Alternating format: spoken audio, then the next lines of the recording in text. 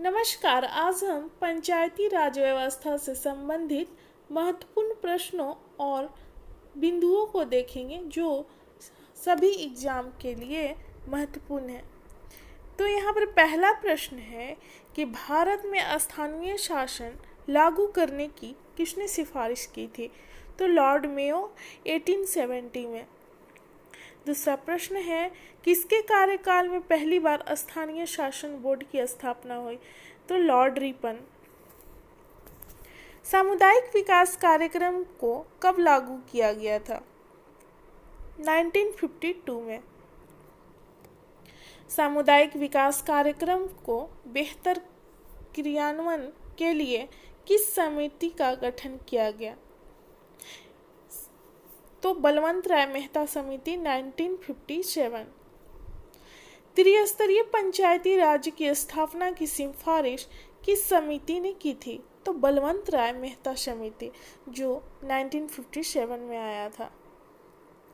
बलवंत राय मेहता की समिति की सिफारिश के बाद पहली बार पंचायती राज कहाँ लागू किया गया?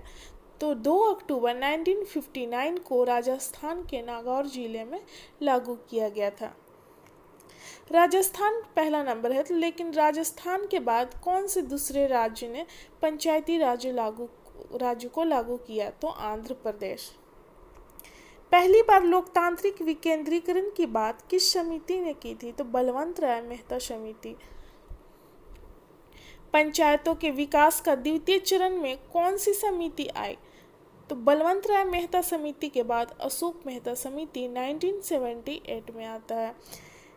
अशोक मेहता समिति के समय कौन सी पार्टी की सरकार थी? तो जनता पार्टी की सरकार थी। अगला प्रश्न है द्विस्तरीय पंचायती राज व्यवस्था की मांग किस समिति ने की थी? तो अशोक मेहता समिति।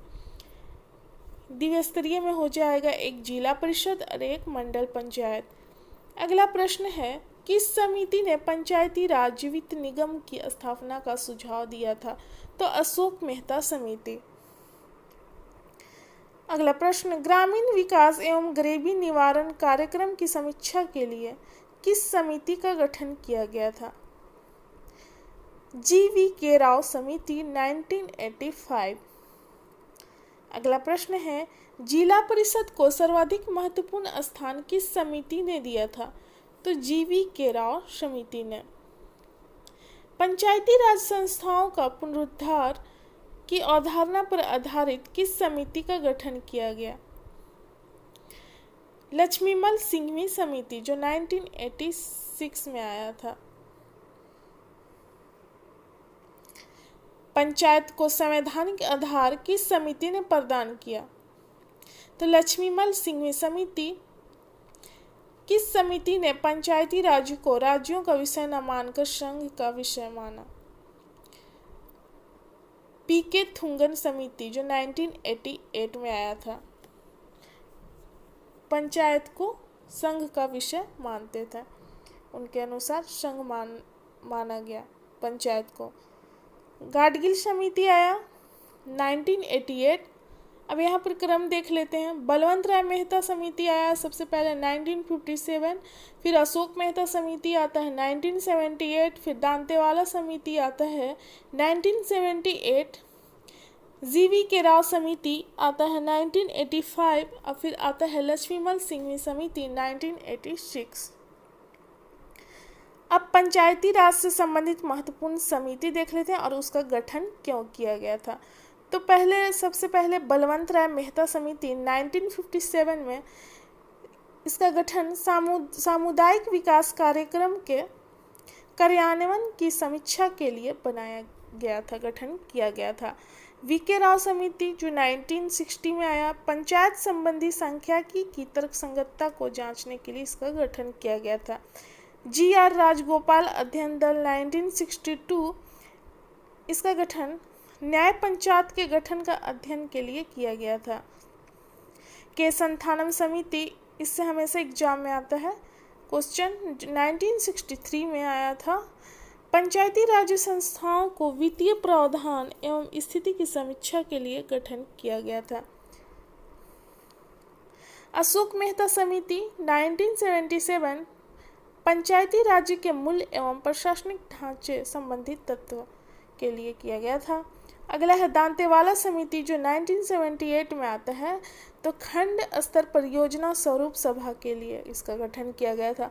हनुमंतराव समिति जो 1984 में आया, जिला स्तरीय योजना का स्वरूप।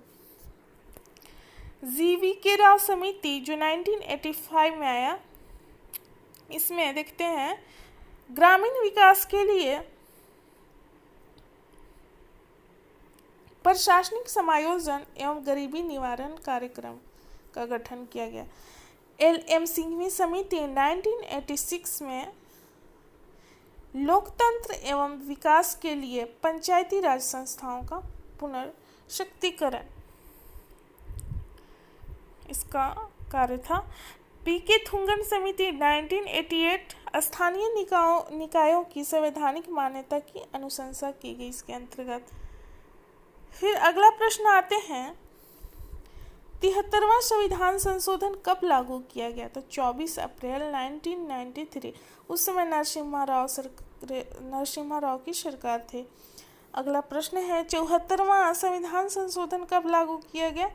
ये नगर से संबंधित है, 1 जून 1993। अब 73वां संविधान संशोधन अधिनियम देख लेते हैं जो 1992 में आया था, लागू किया गया था 1993 में। इस अधिनियम द्वारा भारतीय संविधान में भाग 9 तथा 11वीं अनुसूची जोड़ी गई। इस अधिनियम के द्वारा इसमें अनुच्छेद 243 से लेकर अनुच्छेद 243 ओ जोड़ा गया। इसमें पंचायत के कार्य हेतु 29 विषय हैं। इस अधिनियम ने संविधान के अनुच्छेद 40 को व्यावहारिक रूप प्रदान किया।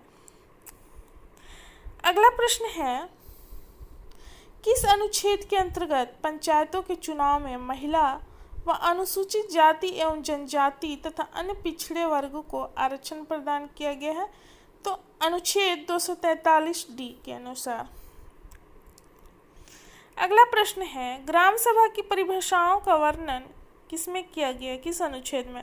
तो अनुच्छेद 243। ग्राम सभा के कार्यों का वर्णन किसमें है, किस अनुच्छेद में? तो 243A या क। अगला प्रश्न है ग्राम सभा को एक ग्राम सभा को एक अस्थायी निकाय माना जाता है। इसमें चुनाव प्रत्यक्ष एवं अप्रत्यक्ष दोनों तरीके से होते हैं, जबकि जिला स्तर पर चुनाव अप्रत्यक्ष रूप से किया जाता है।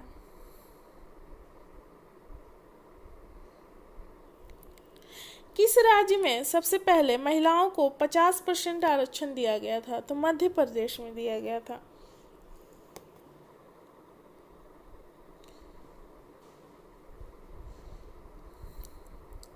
अगला प्रश्न है प्रत्येक स्तर की ये बिंदु है हमारा, प्रत्येक स्तर की पंचायत के लिए 5 वर्ष के कार्यकाल का प्रावधान किया गया है और इसे समय से पहले भी भंग किया जा सकता है।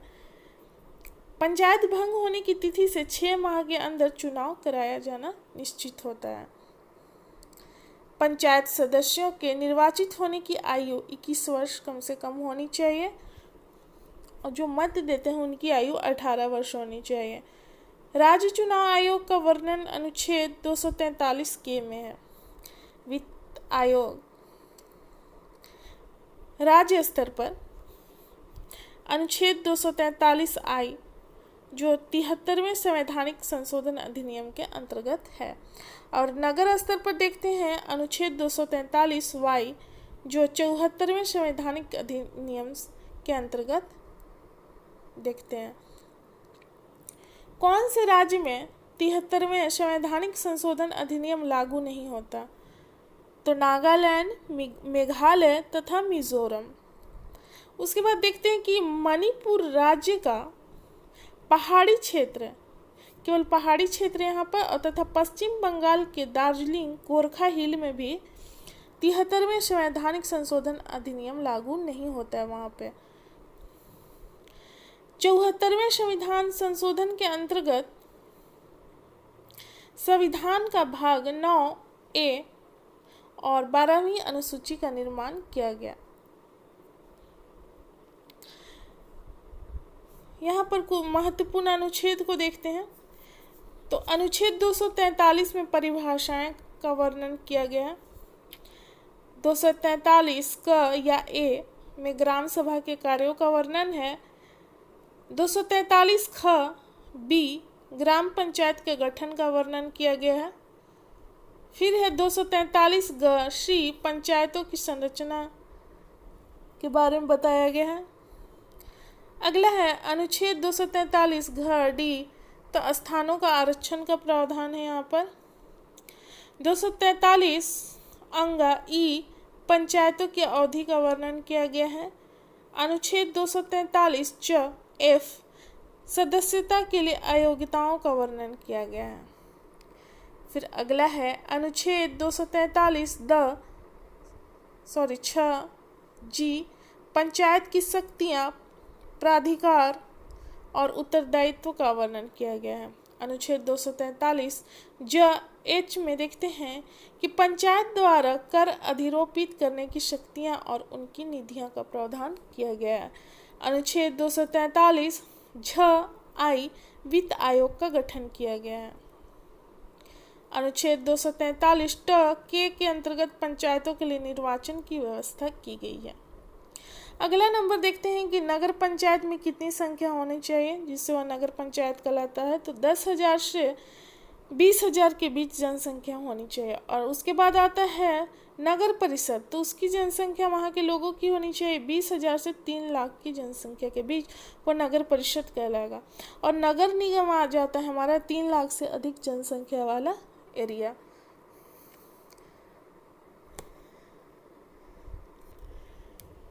ये सभी पॉइंट्स महत्वपूर्ण था और ये सभी एग्ज़ाम के लिए महत्वपूर्ण है। अब मिलते हैं अगले वीडियो में। धन्यवाद।